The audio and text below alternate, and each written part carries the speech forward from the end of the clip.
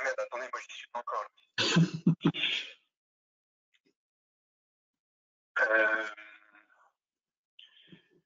Attends, webinaire. Il faut que je prenne l'invitation, c'est ça, Oui. Simon?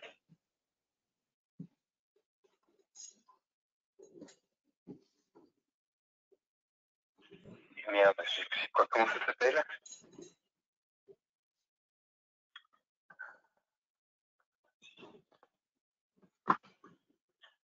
Vous me relancez le lien, Simon? Jérôme, tu peux dire à Simon de me lancer le lien? Vous m'entendez? Est-ce que vous pouvez relancer le lien pour Roland? Oui, alors on va juste arrêter de parler par ce canal parce qu'en fait la diffusion s'est lancée, donc les gens nous entendent là. Donc on va passer sur un autre. Je vous appelle.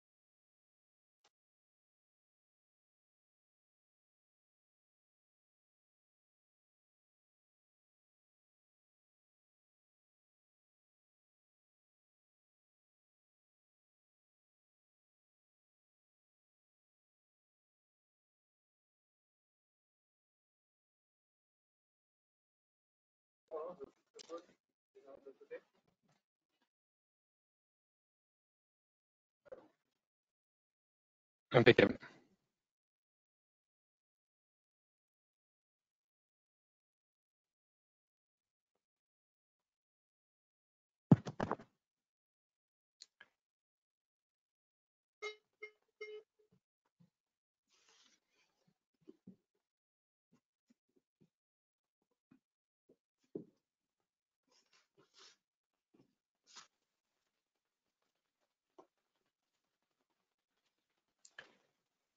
Bonjour à tous, bienvenue dans cette nouvelle édition des webinaires de l'excellence commerciale. Je suis Roland Massenet, CEO d'Incentive, et je suis ravi d'accueillir aujourd'hui Géraud de Vaublanc, expert, auteur et fondateur de GV2V, une agence conseil dans la communication de crise.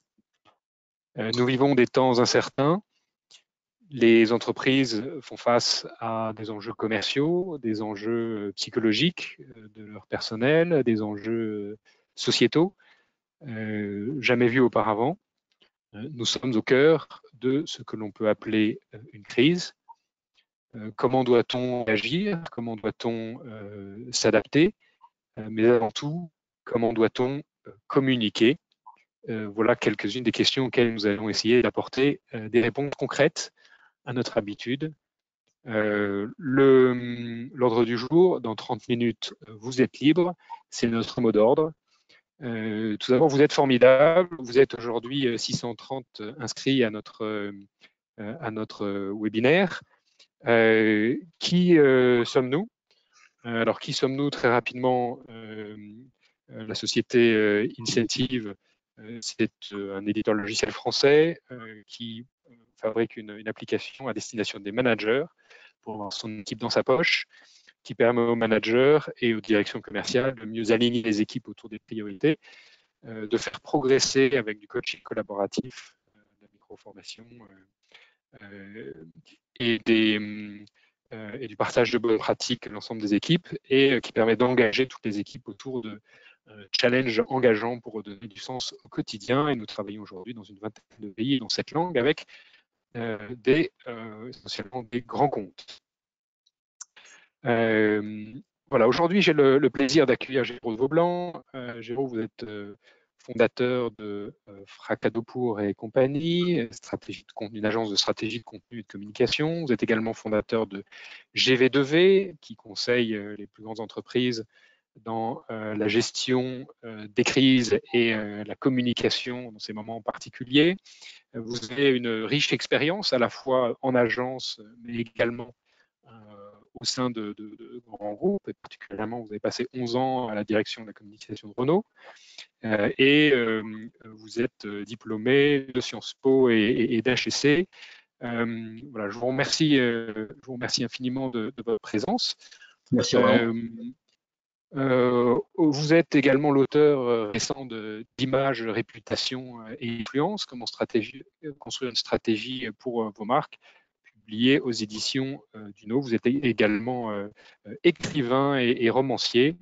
On aura l'occasion sans doute d'en parler une autre fois. Aujourd'hui, focalisons-nous sur la communication et notamment la communication crise, votre grande expertise. Finalement, quel est l'enjeu aujourd'hui, Géraud, dans notre contexte si particulier? Merci Roland pour votre invitation. Je suis très, très heureux de pouvoir parler d'un sujet qui me passionne, et bonjour à toutes et à tous. L'enjeu, il est évident qu'il est à la fois totalement quotidien dans cette crise et il est, j'allais dire, l'enjeu de tout dirigeant, de tout manager, que ce soit dans les fonctions commerciales ou dans d'autres types de fonctions. Pour commencer, un petit clin d'œil avec une caricature qui va apparaître dans un instant et qui montre que ce pauvre chef d'entreprise que l'on voit, ça va arriver dans un instant, accueilli par son assistante et qui lui annonce des catastrophes, finalement, c'est la vie des managers d'aujourd'hui. Qui peut dire dans cette audience que elle ou il n'a pas eu à gérer des crises, à gérer le pire, à moins d'avoir créé une start-up au Groenland? On est tous, nous, managers, dirigeants, confrontés au sujet de la crise. Donc, c'est l'enjeu de tout le monde et c'est l'enjeu particulièrement d'aujourd'hui. L'autre petite caricature d'entrée en clin d'œil que je vous propose, c'est le nouveau mot d'ordre des gestionnaires de crise. Il faut bien sûr continuer à penser globalement, agir localement, mais aussi sans doute paniquer intérieurement. Alors, au-delà du clin d'œil, pourquoi j'aime bien cette caricature, c'est qu'elle rappelle une chose fondamentale. Le monde de la crise n'est pas un monde rationnel. On est dans la psychologie. On est dans le rapport humain. Or, nos entreprises sont dirigées par des personnes, en général, qui sont très rationnelles, qui savent objectiver les choses, qui se battent avec des KPI, qui ont été éduquées rationnellement dans des entreprises qui apprennent à compter. Quand le monde de la crise arrive, ce sont d'autres sujets qui sont clés, d'autres qualités qui sont nécessaires. C'est plus l'analyse, c'est plus la connaissance technique. C'est la conviction, c'est la force d'entraînement, c'est le courage, c'est le leadership. Autrement dit, la crise est un révélateur et demande non plus simplement d'agir en manager. Le manager, qu'est-ce qu'il sait faire? Il sait rationaliser le quotidien, en tirer le maximum, mais en leader, et le leader, il invente le quotidien qui n'existe plus, il entraîne avec une vision, pour embarquer les gens qui n'ont pas très envie d'y aller, parce que la situation est critique, et pour ce faire, il communique. D'où l'enjeu de la communication pour aujourd'hui. Alors l'enjeu, la communication, on le mesure. Ici, au webinaire de l'excellence commerciale, on accueille chaque semaine, maintenant plusieurs fois par semaine, plusieurs centaines, parfois plusieurs milliers de managers et de directeurs commerciaux En quoi est-ce que les directeurs commerciaux sont concernés par ces enjeux de communication? Ils sont en première ligne, Roland. Mon propos il va être bien sûr plus large, mais comme j'ai essayé d'avoir un tropisme effectivement tourné vers la fonction commerciale, ça me permet de remettre des choses très très fortes en ligne. Souvent, deux populations sont oubliées dans la gestion de crise. Elles sont oubliées parce que les directions générales se focalisent sur leurs obsessions, les actionnaires, bien sûr les journalistes parce que c'est leur image, et très souvent on oublie les collaborateurs, j'y reviendrai, c'est très important, mais aussi les clients. Deuxièmement, l'image d'une entreprise passe beaucoup par les forces de vente, par les équipes commerciales. La Société Générale en 2008, quand il y a eu l'affaire Kerviel, a tenu en partie parce qu'il y avait le réseau, parce qu'il y avait les forces commerciales qui défendaient l'image de l'entreprise. Par ailleurs, la crise peut être une opportunité commerciale. Et il faut la saisir dans la tempête. Et enfin, je le disais à l'instant, la crise renforce les managers, doit renforcer leur leadership et les principaux managers sont bien sûr dans la fonction commerciale. Il n'y a pas que des managers de la fonction commerciale, mais ils sont très importants dans l'entreprise. Donc, 4 bonnes raisons pour replacer également la fonction commerciale au cœur de la gestion de crise et de l'importance de la gestion et de la communication de crise. Merci Géraud. Donc on l'a bien compris, les directions commerciales sont en première ligne.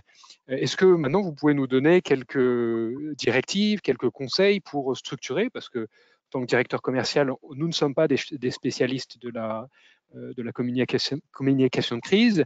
Quels sont les conseils d'experts que vous pouvez nous aider pour nous guider dans cette période-là? Très modestement, j'essaierai de me focaliser sur quelques socles importants. D'abord, la notion de risque. Il faut connaître ces risques dans une entreprise. Ensuite, il faut pouvoir organiser la gestion de crise. Et là, on est clairement sur la cellule de crise. J'en dirai un petit mot parce que c'est vraiment important. C'est pas n'importe quoi une cellule de crise. C'est pas tiens, tu voudrais venir nous aider. Non, ça se structure en amont, etc., etc. Autre point, il faut savoir bien sûr utiliser la com de crise. C'est notre sujet d'aujourd'hui. Et enfin, quand on peut, et il faut le faire, comment peut-on transformer une crise en opportunité? Et je m'appuierai d'ailleurs sur un cas très intéressant à observer qui permet de rebondir et tirer quelques enseignements. Alors, première chose, et je pense que le slide va apparaître, moi je ne le vois pas, c'est l'importance de connaître ces risques. Les risques, il y en a énormément. Ils peuvent être internes à l'entreprise, ils peuvent être externes, et si on ne les connaît pas, si on ne les a pas anticipés, on part déjà perdant. On tire un but contre son camp alors que le match n'est pas encore joué. Et ce qui est très intéressant, c'est que les risques peuvent venir d'un contexte global, la pandémie aujourd'hui, le krach boursier de 2008, ils peuvent venir de l'entreprise elle-même, mais on peut très bien avoir une crise qui concerne une entreprise particulière, mais qui s'insère dans un cadre de crise globale. Aujourd'hui, le leader de l'industrie du sucre en France, je ne sais pas si vous l'avez vu dans les journaux, est accusé d'avoir pollué un fleuve, donc ça n'a rien à voir avec la pandémie, mais cette entreprise doit gérer la crise dans le contexte de la pandémie. Et puis, dernier cas de figure, une crise peut être provoquée par le contexte global, aujourd'hui la pandémie, et entraîner une crise particulière dans une entreprise. On verra quelques exemples dans un instant. Mais ce qui est vraiment important à travers ce tableau, vous voyez que les crises sont très nombreuses, c'est qu'il faut penser le signe noir. Jusqu'en 1697, chers amis, on pensait que tous les signes étaient blancs dans le monde. On a découvert des signes noirs en Australie. Penser le signe noir en gestion de crise, c'est de se dire comment est-ce que je peux imaginer l'impensable? Puisque l'impensable va arriver, le monde tous les jours, il faut penser le fameux signe noir. Ça, c'est le premier principe, le socle. Veiller sur ces risques, les préparer. Le deuxième point, évidemment, c'est la cellule de crise, je le disais, avec un casting bien précis. On n'a pas le temps de rentrer dans le détail, mais il y a 6 fonctions d'une cellule de crise, et je vais arriver bien sûr sur notre sujet d'aujourd'hui, qui est la communication. Le directeur de crise, c'est le patron. Il est aidé par un coordinateur de crise, par un spécialiste de la continuité d'activité. Vous connaissez peut-être l'acronyme, les fameux PUPA, les plans d'urgence et de poursuite de l'activité qui existent dans les entreprises. Cette personne-là doit pouvoir faire en sorte que l'entreprise, dans la crise, fonctionne bon an, mal an. La personne chargée du livre de bord, c'est-à-dire qui va consigner tout ce qui se passe pour avoir une vision de la chronologie précise de ce qui se passe dans l'entreprise et à l'extérieur de l'entreprise, pour avoir une intelligence de la crise et pouvoir définir une bonne stratégie. Et puis, il y a tous les experts. Le commerce, le juridique, les RH, la production, les SI, etc., etc. Et puis, je mets à part, bien sûr, parce que c'est notre sujet aujourd'hui, la communication, et parce que dans une cellule de crise, le communicant doit pouvoir s'imposer pour définir la stratégie de communication. Ce n'est pas aux juristes de s'emparer de la stratégie de communication ou à d'autres experts. C'est lui qui sait de la difficulté de comprendre comment fonctionne l'opinion. Alors, ça sert à quoi la com? La communication, ça sert bien sûr à informer d'abord. Nous sommes dans un monde où, si on n'informe pas, on est déjà suspect. Il y a des milliers de parties prenantes. Les clients, on l'a dit tout à l'heure, l'interne, les actionnaires, les ONG, les associations, les fournisseurs, les préfets, le gouvernement, etc., etc., les salariés. Il faut les informer, il faut les rassurer, il faut savoir amener un discours de relativisation, parce que la crise fait un effet de loupe. Et puis, il faut embarquer les gens, les engager. Quand ça tangue, on a besoin d'alliés. Et parfois, on peut déjà se contenter, parce que le communicant n'a pas de baguette magique, d'obtenir ce fameux bénéfice du doute qui va permettre de rebondir. C'est ça l'enjeu d'une crise, c'est qu'il y aura un après-crise et qu'il faut pouvoir rebondir dans de bonnes conditions, c'est-à-dire de ne pas avoir été abîmé par la crise. Alors, il y a des leviers, bien sûr, le bon porte-parole, les bons messages. Je voudrais insister sur les bons canaux, les vôtres. L'avantage de notre époque par rapport à une époque pas si lointaine, c'est qu'une crise, elle ne va pas simplement être racontée par des journalistes qui ne vous veulent pas forcément du bien. Une crise va aussi être racontée par vos propres canaux, à condition que vous sachiez les utiliser. Votre chaîne YouTube, vos propres réseaux sociaux, qui vont vous permettre de faire partie de l'histoire, de raconter l'histoire de la crise comme vous voulez qu'on la raconte. Ça ne veut pas dire que l'histoire sera racontée par les journaux, par les médias, par les réseaux sociaux, comme vous voulez la raconter complètement. Mais au moins, vous ferez partie de l'histoire et c'est très important. Dernier point, il faut avoir des alliés. Et les alliés, ça se prépare en amont. En termes d'attitude, réactivité, transparence, sens des responsabilités, humilité, sincérité, humanité. Vous voyez que ce ne sont que des attitudes qui font appel à l'humain, au psychologique. Je ne suis pas dans la technique, je ne suis pas dans l'expertise. Parce qu'on va vous juger, en tant que directeur commercial qui gère une crise produit, par exemple, non pas simplement comme un technicien. On va vous juger comme soit quelqu'un qui a été transparent ou pas transparent, responsable ou pas responsable, humain ou pas humain. Donc voilà la com. Alors justement, on va essayer de l'illustrer à travers un cas, très rapidement. Effectivement, Roland m'a demandé que ce soit concret. Et je voudrais vous emmener, il y a quelques années, pas longtemps, rassurez-vous, c'était en décembre 2017. Est-ce que vous vous souvenez de cette magnifique crise qui a tenu la une dans les journaux pendant si longtemps, 6 mois presque? C'était la fameuse affaire Lactalis. Et on parlera un petit peu de Leclerc parce que ça a été une crise qui a débordé sur le monde de la distribution. Qu'est-ce qui se passe dans cette crise? Le 2 décembre 2017, on apprend que des produits du leader mondial, des produits laitiers, Lactalis, 20 milliards de chiffre d'affaires quand même, ont mis en danger la santé de quelques nourrissons et de quelques enfants. Face à quelque chose qui va devenir une espèce de crise énorme parce que ça touche les plus fragiles d'entre nous et que c'est très émotionnel. Que va faire la communication de Lactalis? Elle va faire, et Dieu sait si c'est une grande entreprise, mais honnêtement, c'est un cas de tout ce qu'il ne faut pas faire en communication, elle va faire le strict service minimum, se contenter de quelques communiqués de presse distants, non incarnés. Et on va avoir cette image qui va devenir obsessionnelle, et vous allez le voir apparaître sur vos écrans. Où est le patron, Emmanuel Beignet? Où est celui qui doit incarner l'entreprise, qui doit nous expliquer ce qui se passe, pourquoi est-ce que cette entreprise dysfonctionne? Or, ce patron, il est nulle part. Il faudra attendre le 14 janvier 2018, c'est-à-dire presque 1 mois et demi après le début de la crise, pour que Emmanuel Beignet le CEO de Lactalis, donne une interview dans le journal du dimanche. C'est beaucoup trop tard. Et parce que l'entreprise n'a pas occupé le terrain, parce qu'elle n'a pas à s'incarner par la voix de son patron, l'entreprise elle-même, parce qu'on n'a pas vu le capitaine qui était à bord, qui était à la manœuvre, eh bien, on est passé d'une crise technique, sanitaire, à une crise beaucoup plus grave, une crise de gouvernance, une crise de réputation, une crise fondamentale. Inversement, on va avoir quelques éléments d'une communication de crise qui a été remarquable, celle de l'enseigne Leclerc.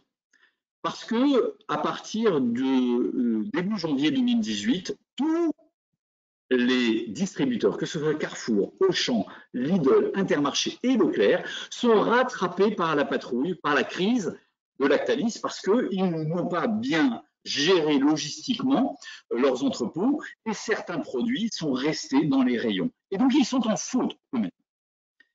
Leclerc va faire l'anti-stratégie de Lactalis. Il va, grâce à ses capteurs, être informé que ça va sortir dans la presse. Que fait-il? Il prend les devants, il négocie une interview avec le Parisien. Et on va voir quelques extraits rapides de l'article que vous allez voir apparaître sur l'écran. 3 phrases qui sont le triptyque de ce que doit faire un leader, où qu'il soit dans la crise, pour incarner le leader rationnel, le leader en termes de valeur et le leader en termes d'émotion. Michel-Édouard Leclerc explique que dans la crise, il y a 984 boîtes qui n'ont pas été retirées et qui auraient dû l'être. Elles ont concerné 782 clients. Et pour affronter ça, on a mis en place une cellule de crise. Ça, c'est le leader rationnel qui montre qu'il est au courant de ce qui se passe chez lui, qui est précis et qui rassure. Ensuite, il faut un leader de valeur. Il dit clairement, cette défaillance est inadmissible. Nous assumons cette faille, nous nous en excusons. Derrière, on a quoi comme valeur? La transparence, l'humilité, la responsabilité. Et enfin, le leader émotionnel. Il dit à un moment, alors ça peut paraître un peu américain si j'ose dire, hein, j'ai 4 enfants, j'ai déjà eu des situations difficiles à gérer, je sais assumer, c'est notre devoir. Le leader, il est aussi attendu dans une société marquée par la défiance vis-à-vis des élites, il est aussi attendu sur un discours complètement humain. Et ça fait toute la différence. Et ce qui est très remarquable à observer aussi dans le cas de Leclerc, c'est qu'il ne va pas se contenter de parler aux journalistes. Il va aussi utiliser ses propres médias à lui.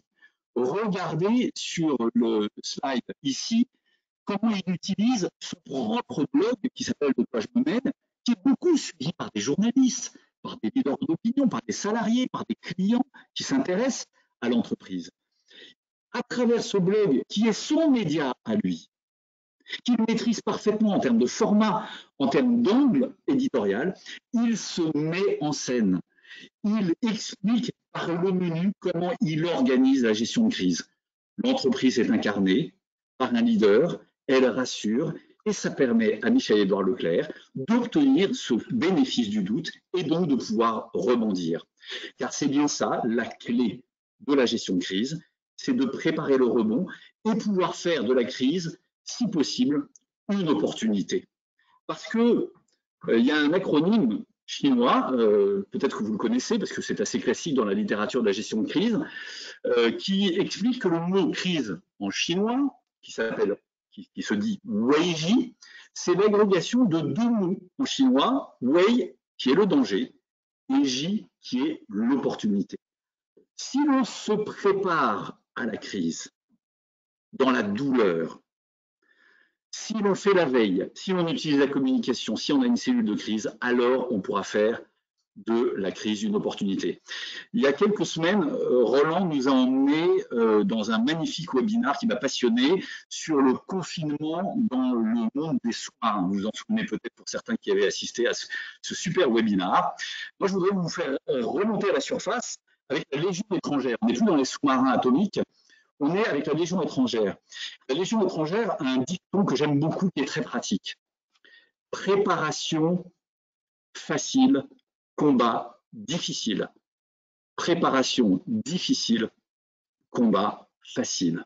Il faut avoir une préparation douloureuse, une préparation rigoureuse et parfois pénible pour que la crise puisse être un moment beaucoup plus simple à passer. Et c'est la condition sine qua non pour en faire une opportunité. Et d'ailleurs, on le voit dans l'actualité aujourd'hui. Alors Géraud, effectivement, merci beaucoup pour cet exemple très frappant là, de Lactalis et de Michel-Édouard Leclerc qui nous montre qu'on peut, même quand on est très bien conseillé, qu'on est le CEO d'une boîte du CAC 40, on peut tomber d'un côté ou de l'autre du chemin difficile à parcourir quand on est en pleine crise. C'est aussi une opportunité. Dans l'actualité actuelle, quelles sont les entreprises que vous voyez comme profitant de l'opportunité pour se construire et quelles sont celles que vous voyez en défaut de communication? Loin de moi l'idée de distribuer des bons ou des mauvais points, je serais bien incapable. En revanche, je voudrais quand même partager quelques points parce qu'ils ont frappé l'imagination, l'attention ces derniers temps. Il y a eu effectivement des entreprises qui ont plutôt subi la crise de la pandémie et qui ont, par effet de ricochet, subi une crise interne. Je voudrais donner l'exemple d'Air France, d'H&M ou d'Adidas. Très rapidement, vous l'avez peut-être vu, Adidas, il y a quelques semaines, et H&M aussi, ont décidé unilatéralement en Allemagne d'arrêter de payer leur loyer. Parce qu'ils ont dit, il y a une réglementation en Allemagne qui permet d'utiliser cette loi pour, d'une certaine manière, parce que les magasins sont fermés, qu'on ne vend plus rien du tout, éviter de perdre de l'argent en payant des loyers.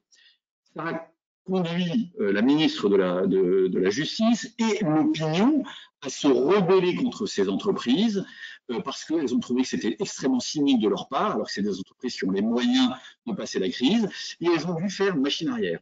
Vous avez peut-être vu aussi le cas d'Air France, qui a subi 2 crises internes à cause de la pandémie, un fameux vol Paris-Marseille qui était bondé, et qui ne respectait donc pas les mesures de sécurité et de distanciation sociale, et qui a donc subi une grosse polémique. Et puis, il y a eu aussi une polémique parce qu'on a accusé l'entreprise de gonfler artificiellement les tarifs de fret entre Paris et les Antilles. Et pour ce moment, on a des entreprises qui ont formidablement joué le jeu. Decathlon, qui décide d'arrêter de vendre des masques pour la plongée, pour pouvoir stocker et redonner des masques qui, après petite transformation industrielle, ont été utilisés dans les hôpitaux. C'est d'ailleurs parti d'Italie. Magnifique rebond, magnifique opportunité face à la crise. C'est le cas du groupe LVMH, il y en a plein d'autres qui, très vite, au début de la crise, a décidé de transformer sa ligne de production pour produire des gels hydroalcooliques et des masques. Et c'est le cas d'Alonaïf, qui, très habilement, en agaçant ses concurrents, s'est dit à un moment, mais pourquoi est-ce que je ne rembourserai pas une partie de mes adhérents parce que, évidemment, les primes d'assurance sont versées alors qu'il n'y a plus d'accidentologie ou très peu d'accidentologie puisque les véhicules ne roulent plus en raison du confinement. Je rembourse mes sociétaires. J'en profite pour faire, si j'ose dire, une très jolie opération de différenciation commerciale sur la marque Naïf. Donc voilà, une capacité de rebondir de la part de ces entreprises et de transformer une crise en opportunité. Merci beaucoup Géraud pour ces exemples. On aime bien dans les webinaires de l'excellence commerciale finir par un chapitre qu'on appelle en résumé, qui sont vos conseils, si possible sous une forme mnémotechnique, que l'on puisse emporter ça chez nous et les appliquer demain avec nos équipes dans nos organisations commerciales, afin nous aussi de contribuer à saisir les opportunités qui ne manqueront pas d'arriver pendant cette crise. Alors, cher Roland, ça tombe bien, j'ai ça en boutique. Oui, il y a un acronyme que j'utilise beaucoup, qui est le mot facétie. Le mot facétie résume tout ce qu'il faut faire pour sa gestion et sa communication de crise, parce que chaque lettre du mot facétie nous rappelle l'essentiel. F, la première lettre du mot, comme fait. On ne spécule jamais quand on communique sur la crise. Si on ne sait pas, on ne cherche pas à spéculer, on s'intéresse aux faits, à tous les faits, rien qu'aux faits. A comme action. Face à la crise, une entreprise doit montrer qu'elle agit. Toute passivité est coupable. C comme compassion. On est revenu sur cette notion. Une crise fait toujours des victimes. Dieu merci, pas toujours des morts, même si on en voit énormément pendant la crise actuelle, évidemment. Mais une simple gêne d'un client, d'une partie prenante, doit amener de la part du communicant de crise un discours d'excuse, un discours d'humilité, un discours de réparation. Ou comme engagement, c'est très important ça. Si l'entreprise agit mais qu'elle n'est pas mise en scène dans cette action, on ne verra pas l'engagement. Il faut assumer sans faux semblant le fait que dans une crise, il y a beaucoup d'orchestration.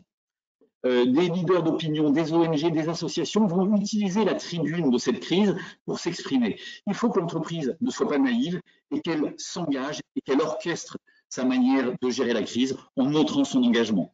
C'est comme transparence, car tout sentiment d'opacité à vivre la crise, il ne s'agit pas d'être naïf, il ne s'agit pas de montrer les écuries d'Augias, d'ouvrir toutes les portes de l'entreprise. Toutes les entreprises ont leur talon d'Achille. Il s'agit d'être réaliste, mais de ne pas donner le sentiment que l'entreprise cache des choses. Y comme interne. Je vous disais, les clients, mais aussi les salariés.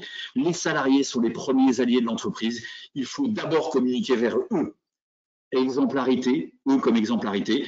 Ne faites pas comme le Premier ministre d'Italie il y a quelques mois qui était pris dans les réseaux sociaux en train de s'amuser avec ses copains le jour d'un tremblement de terre, ou notre ministre de l'Intérieur en boîte de nuit alors que le matin même il y avait eu des violences avec les gilets jaunes. Ça détruit la crédibilité du leader qui doit parler et être complètement légitimé dans sa prise de parole. Dernier point, S comme subsidiarité.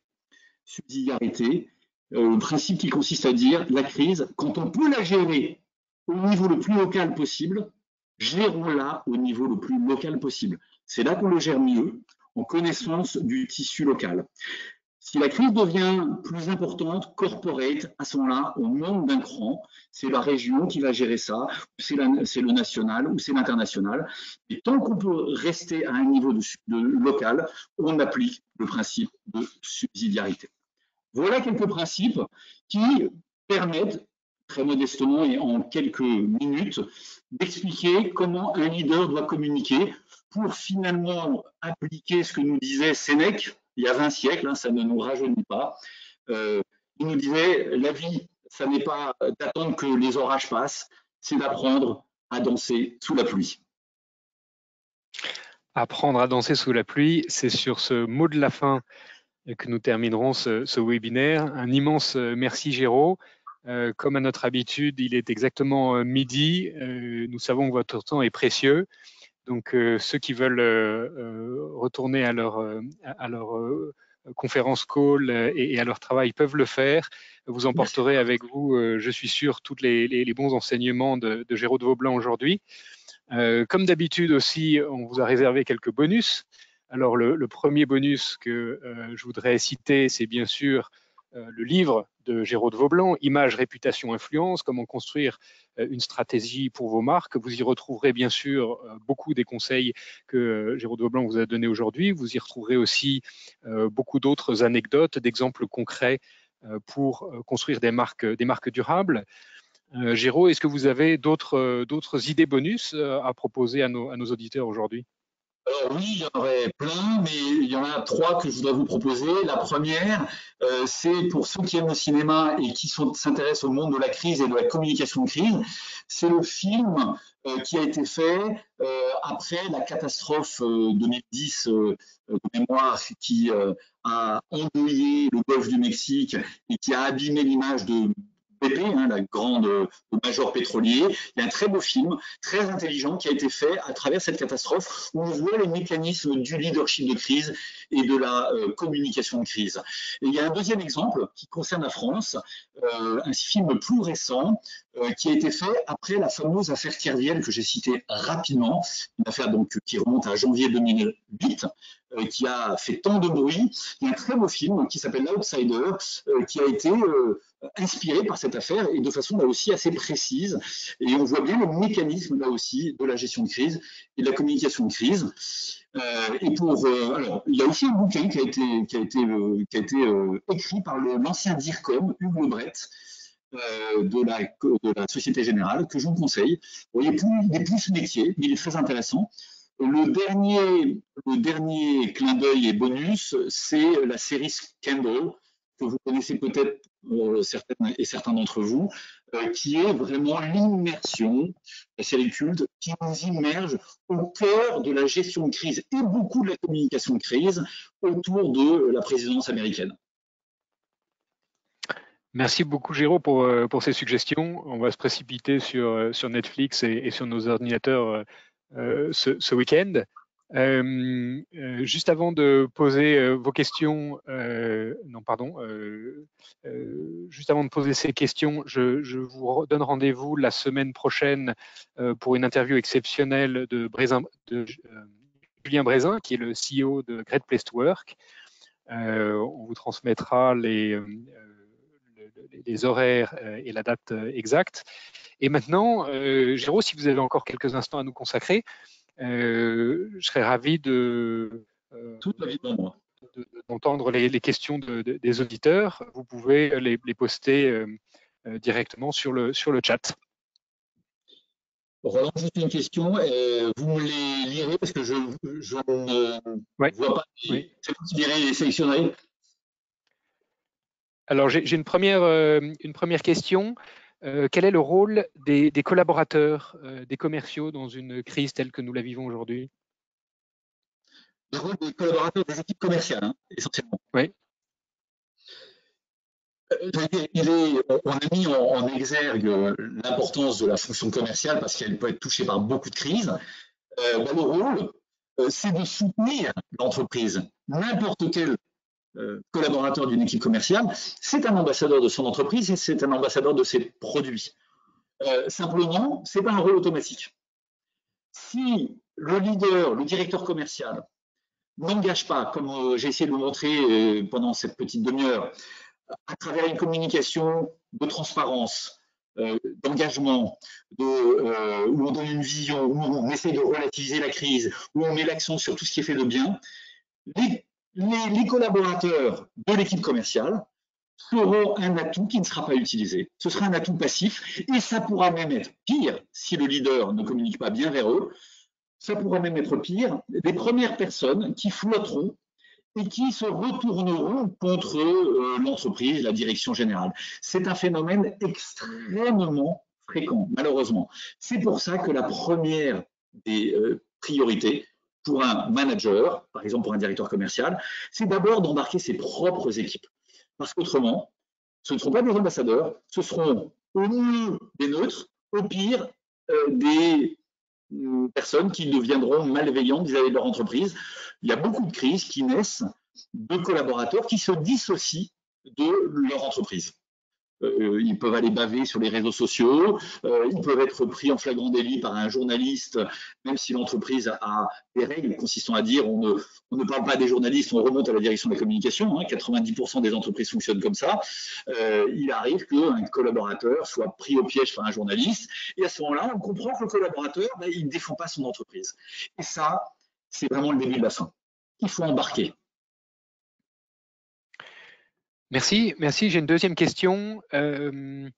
Faut-il communiquer sur les réseaux sociaux publics lors d'une crise telle que nous la vivons aujourd'hui? Alors, si on est une entreprise, oui, bien sûr, l'État, qui est le premier confronté à la crise, le fait, naturellement, vous avez vu, de façon très active.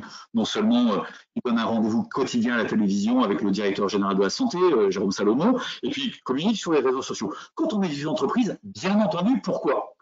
Parce que même si on n'est pas concerné directement par la crise, parce qu'on n'est pas dans le médical, parce que manifestement, on l'est nécessairement parce que la vie de l'entreprise est bouleversée. On organise le télétravail, on organise le chômage partiel, et ça, il faut le faire savoir. Alors, bien sûr, il faut le faire savoir d'abord aux collaborateurs, Donc, par les biais de la communication interne, des chats, des webinars, tout ce qu'on veut. Mais les réseaux sociaux sont aussi importants. Ils font partie des canaux dont l'entreprise doit user sans en abuser. Il faut avoir toujours des choses à dire, bien sûr, parce que ça fait partie de la vie d'une entreprise et qu'elle doit pouvoir expliquer de façon transparente comment elle s'organise dans la crise. Et les réseaux sociaux ont un immense intérêt, c'est qu'ils offrent une grande palette de couleurs. Hein. Facebook, c'est pas la même couleur que LinkedIn, c'est pas la même couleur qu'Instagram. Et puis, ils ont aussi cette immense capacité d'être extrêmement réactifs. Donc, comme dans une crise, le chronomètre est déclenché, c'est toujours une course contre la montre. Les réseaux sociaux ont la formidable capacité d'être dans la réactivité, voire dans la proactivité. Alors, j'ai une autre question. Comment rassurer ses équipes quand on est soi-même dans le flou? C'est vrai que c'est un sujet, ça y a beaucoup d'incertitudes. On dit que manager, c'est savoir prendre des décisions avec 20% des informations. Là, on en a souvent beaucoup moins que 20%. Il y a beaucoup de questions qui se posent autour de parfois du marché, même de la survie de l'entreprise, de la survie de son propre travail.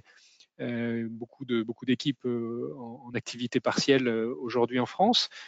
Comment est-ce qu'on rassure ces équipes quand on est en période de flou? C'est une excellente question et c'est très très difficile. Il n'y a pas 36 000 recettes, il y a quelques grands principes. La première chose, c'est que le flou, je le répète, et c'est tellement important, on ne va pas chercher à le rendre pour la bonne cause plus clair, parce que ça ne marche pas. On ne va pas inventer, donc on ne spécule pas. En revanche, il y a des fondamentaux d'une entreprise sur lesquels il faut s'appuyer pour entraîner les personnes. Ce sont les valeurs de l'entreprise. C'est ce qu'elle fait de bien. C'est les choses dont on est sûr, la qualité de ses produits, la qualité de son engagement, le talent des collaborateurs. Dans une crise, personne n'attend des solutions miracles. Personne.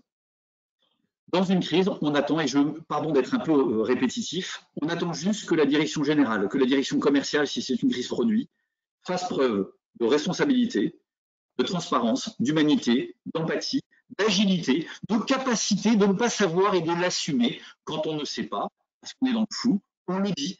En revanche, on sait vers où on aimerait aller, on explique qu'on fait des scénarios. C'est très rassurant pour une entreprise de dire, voilà, comme on ne sait pas ce qui va arriver demain, on a fait un scénario catastrophe, les fameux signes noirs dont je parlais tout à l'heure, on a fait un scénario mitoyen, on a fait un scénario finalement où ça ne va pas être grave, et selon ces scénarios, voilà les moyens qu'on a mobilisés, voilà ce qu'on va faire, selon l'autre scénario, voilà ce qu'on va faire, et ça permet tout simplement à la fois d'éviter la spéculation, parce que ça, c'est un risque terrible, d'être décrédibilisé quand on sera d'une certaine manière démenti le lendemain, mais en revanche de rassurer sur la capacité d'être dans la maîtrise. Je redis, au bout du bout, le leader il est géré sur sa capacité, il est jugé sur sa capacité à avoir été un capitaine dans son sous-marin ou dans son bateau malgré la tempête. Et s'il y a des dégâts, on l'assumera, on l'acceptera parce qu'on sait très bien que le monde est dangereux. En revanche, si le capitaine n'en a pas vu, si les troupes n'ont pas été autour de lui, s'il n'a pas engagé, s'il n'a pas expliqué, là, le réveil sera très difficile. J'ai une autre question. Comment combattre une rumeur quand elle a commencé à se propager dans l'entreprise? C'est une question très très pointue. Alors, globalement, le principe qu'il faut suivre, c'est qu'une rumeur va finir par devenir tellement insoutenable qu'il ne vaut pas trop perdre de temps et ne pas attendre qu'elle ait pris une telle ampleur pour commencer à communiquer. Donc ça veut dire que le principe de base, c'est de jouer la transparence. Mais il ne faut pas être naïf. Le monde de la communication de crise, c'est un monde d'équilibristes. Pourquoi surréagir alors que la rumeur, éventuellement, n'est pas si importante que ça? Entre la sous-réaction et la surréaction, comment faut-il comprendre la situation et comment faut-il agir? Si les capteurs, vos différents capteurs, vous permettent de montrer que la rumeur, elle n'est pas très importante, qu'elle dépend d'un petit foyer très actif, mais qu'elle ne tourne que autour de quelques personnes et qu'elle n'est pas relayée, à ce moment-là, pas de surréaction. C'est malheureusement assez rare, parce que le monde est très bavard, parce que dans une entreprise, il y a des syndicats, il y a des personnes qui ont été licenciées et qui sont peut-être en train de relayer, parce qu'ils sont en contentieux, en prud'homme avec l'entreprise, qui sont peut-être en train de relayer cette rumeur. Parce que peut-être que le copain de l'assistante d'un tel, il est journaliste, parce que, etc., etc. C'est ça la vraie vie. Donc, moi, mon propos, c'est souvent de dire à une entreprise, faites gaffe. Cette rumeur, ça sent pas bon. Et dans ce cas-là, on est toujours plus fort, on l'a montré avec Michel-Édouard Leclerc tout à l'heure, quand on est proactif, il vaut mieux couper court, assumer. Donc, règle quasi générale, prenez les devants. Si vous pouvez être sûr que cette rumeur, elle n'est pas un petit truc qui se balade, qui a toujours occupé l'entreprise, mais qui n'est vraiment pas grave. Dans beaucoup de cas, la rumeur va enfler, et avant qu'elle ne devienne très importante, mettez des contre-feux, assumez, surtout si tout ce qui est dit est faux. Si les choses sont en partie vraies, il faudra faire un travail de transparence. Nous sommes dans un monde d'hyper-transparence où tout se sait. Prétendre cacher la poussière sous le tapis n'est pas une stratégie. Géraud, un immense merci pour votre intervention aujourd'hui. C'était passionnant. On aurait aimé continuer cette discussion encore longtemps. Je rappelle votre dernier ouvrage, Images, réputation et influence, comment construire une stratégie pour vos marques aux éditions Duno. Et je vous donne rendez-vous jeudi prochain pour un entretien exceptionnel avec Julien Brézin, qui est CEO de Great Place to Work en France. Great Place to Work, l'arme absolue pour attirer les talents. Un grand merci à tous de votre fidélité. Je vous souhaite une excellente après-midi et un excellent week-end. Merci Roland, merci à vous toutes et vous tous. À bientôt. Merci Léo, à bientôt.